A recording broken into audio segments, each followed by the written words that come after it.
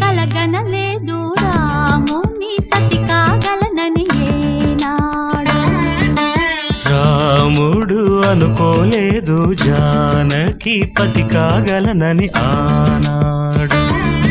ఆనాడు ఎవరు అనుకోనిది ఈనాడు మనకు నిజమైనది.